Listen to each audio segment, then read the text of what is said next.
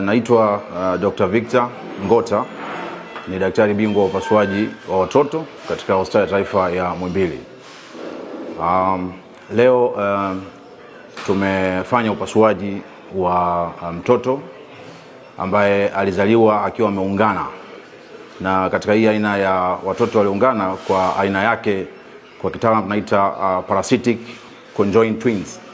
Manake ni kwamba katika hali ya kawaida watoto wanapokuwa wamezaliwa walitegemewa kuwa ni watoto mapacha ambao wanafanana kwa jinsia.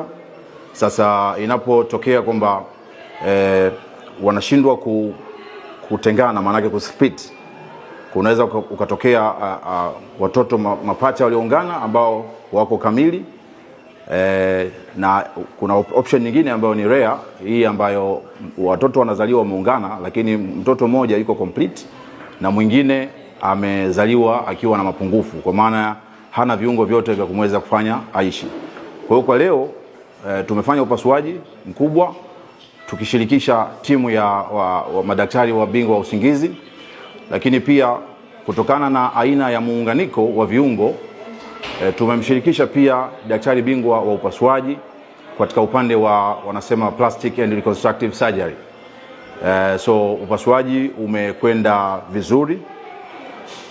Tumeweza kutenganisha huyo parasitic twin na tumeweza kupata mtoto huyo ambaye tunategemea ataishi kama mtoto wa kawaida.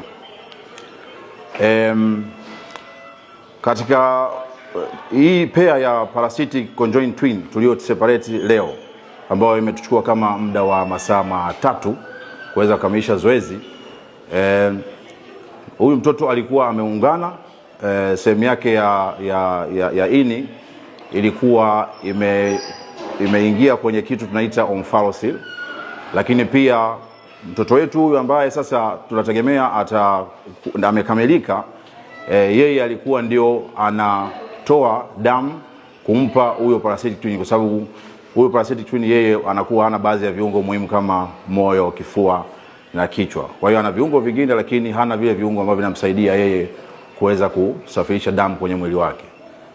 So hiyo ndio ambacho tumeweza kufanya leo katika Hospitali ya Taifa ya Muhimbili. Lakini pia katika pairs za conjoined twins ambao tumekuwa tukiwatenganisha, huyu parasitic conjoined twin ndio pair ambayo ni ya kwanza ambayo tumeweza kuiseparate kwenye Hospitali ya Taifa ya Muhimbili, ukiacha zile pair ambazo tumekuwa tukiseparate wakiwa watoto wameungana na wote wakiwa wana viungo kamili.